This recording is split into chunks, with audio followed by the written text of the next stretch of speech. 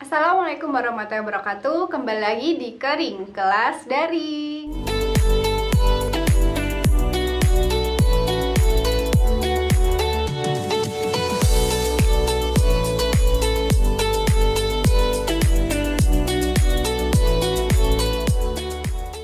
Pada kegiatan kali ini, kita masih belajar tentang buku fiksi dan non-fiksi. Namun, berbeda dengan pembelajaran sebelumnya. Kalau sebelumnya kalian mengenal apa itu buku fiksi dan buku non-fiksi, pada pertemuan kali ini, kalian akan memberi tanggapan mengenai buku fiksi dan non-fiksi.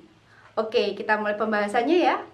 Langkah pertama, kalian bisa mengambil kembali buku fiksi dan non-fiksi yang kalian analisis sebelumnya. Jadi tidak perlu buku baru, atau kalau misalnya kalian ingin menggunakan buku baru boleh. Tapi ada dua ya, jadi buku fiksi dan non-fiksi. Boleh buku baru atau buku lama yang sudah kalian analisis minggu lalu. Nah, ini sekarang Ibu memberi contoh kalian untuk dua buku yang harus kalian persiapkan.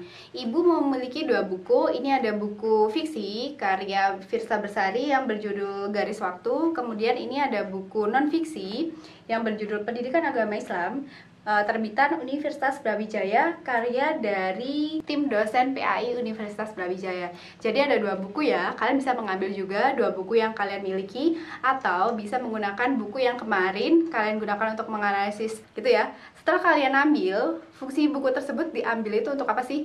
Untuk mengingat kembali kalau misalnya kalian tuh sudah lupa apa sih isi dari buku yang kalian pelajari kemarin. Oke, memberi tanggapan pada buku, Ibu akan menjelaskan satu persatu ya. Yang pertama nanti bagaimana cara memberi tanggapan terhadap buku fiksi. Yang pertama, Ibu akan menjelaskan mengenai memberi tanggapan terhadap buku fiksi. Nah, buku fiksi yang Ibu gunakan ada Garis Waktu, karya dari Firsa Bersari.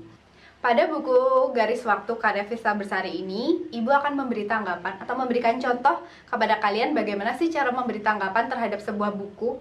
Tanggapannya bisa kalian lakukan menggunakan tabel yang sudah Ibu bagikan di worksheet ya. Jadi pada tabel tersebut ada beberapa unsur isi buku seperti tema, kemudian tokoh, alur, latar, nilai moral, kemudian kelengkapan struktur dan penggunaan bahasa dari buku Garis Waktu karya Firsa Bersari. Oke, kita mulai analisisnya ya. Yang pertama dari unsur isi buku, tanggapannya, ini tanggapan yang Ibu berikan, tema yang diangkat ringan, sangat sesuai dengan kehidupan romansa dunia nyata. Jadi temanya yang diangkat pada buku Garis Waktu ini sebelumnya kan mengenai perasaan atau cinta, ada patah hati, seperti itu. Jadi perasaan dari penulis atau Firsa Bersari itu. Jadi nanti kalian bisa memberikan tanggapan. Jadi tanggapan itu kan opini kalian, opini yang kalian miliki atau yang kalian utarakan setelah kalian membaca sebuah karya. Gitu ya, itu untuk tema. Jadi tidak dijelaskan temanya percintaan atau tema pendidikan, tidak seperti itu. Tapi tanggapan, jadi opini kalian terhadap temanya itu apa sih? Gitu ya. Selanjutnya, tanggapan Ibu terhadap tokohnya. Jadi tokohnya ini ada aku dan kamu. Jadi tokohnya hanya sempit. Dengan kesempitan atau hanya beberapa tokoh yang diberikan atau yang digunakan pada buku Garis Waktu ini mempermudah pembaca untuk memahami, oh jadi objeknya atau tokohnya itu hanya aku dan kamu, seperti itu. Jadi tidak banyak tokoh yang digunakan dalam buku dalam buku Garis Waktu. Kemudian untuk alurnya, alur maju yang digunakan sangat jelas dengan runtutan peristiwa setiap bagian. Walaupun alurnya itu maju, kemudian ada alur mundurnya, namun buku ini tetap berkesan. Selanjutnya untuk latarnya, latar yang digunakan penulis tidak terlalu jelas, namun penggambarannya secara implisit menambahkan keindahan imajinasi pembaca.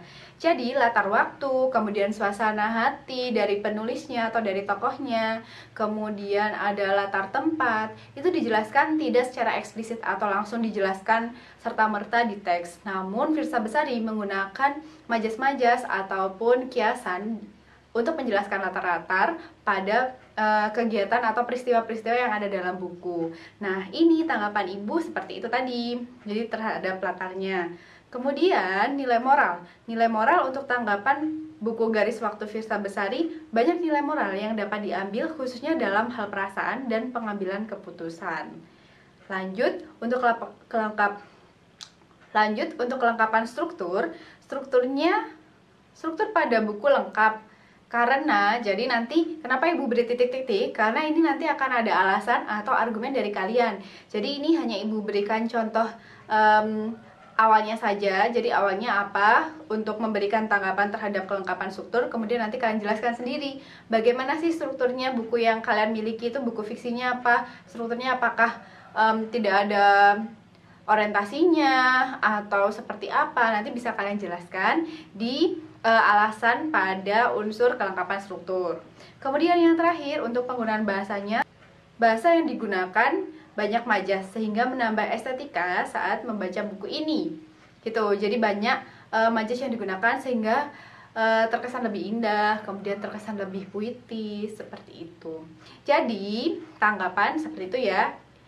Jadi, ini merupakan tanggapan terhadap buku Garis Waktu karya Firsa Bersari. Ini merupakan contoh tanggapan pada buku fiksi. Nah, sekarang Ibu akan memberi contoh kalian tanggapan kepada buku non-fiksi. Untuk buku non-fiksinya, Ibu menggunakan buku Pendidikan Agama Islam. Untuk memberikan tanggapan, kalian juga harus menggunakan tabel sama seperti buku fiksi. Untuk buku non-fiksi, hanya beberapa saja unsurnya, seperti tema, kemudian isi buku secara keseluruhan, penggunaan bahasa, dan manfaat buku. Kembali lagi, jadi nanti untuk tanggapannya itu opini kalian ya. Nih, untuk temanya tentang keagamaan. Tema yang diangkat baik untuk memberikan informasi ataupun nilai-nilai keagamaan atau nilai religiusitas terhadap pembaca. Seperti itu. Untuk isi buku secara keseluruhan, isi buku sesuai dengan tema dan ketentuan yang ada, penjelasan detail bab maupun subbab sangat jelas dan memudahkan untuk menemukan informasi yang dibutuhkan. Tuh, untuk tanggapan pengguna bahasa, bahasa baku yang digunakan dalam penulisan buku sesuai dengan fungsi buku sebagai penyampai informasi dan bahan ajar kuliah. Selanjutnya, manfaat bukunya, buku tersebut memiliki manfaat sebagai penyampai informasi dan bahan ajar kegiatan perkuliahan. Itu merupakan contoh tanggapan terhadap buku non-fiksi yang berjudul Pendidikan Agama Islam, terbitan Universitas Brawijaya untuk kegiatan mata kuliah pendidikan agama. Itu merupakan contoh tanggapan terhadap buku fiksi dan non-fiksi. Jadi, sebelum memberi tanggapan, kalian harus membaca terlebih dahulu bukunya. Kayak gitu ya. Nanti bisa kalian baca, kalau misalnya kalian menggunakan buku baru, maka kalian harus membaca terlebih dahulu bukunya. Namun apabila buku lama atau buku yang kalian gunakan untuk menganalisis kemarin, bisa langsung kalian berikan tanggapan. Seperti itu ya. Terima kasih sudah menonton. Sampai berjumpa di video selanjutnya. Wassalamualaikum warahmatullahi wabarakatuh.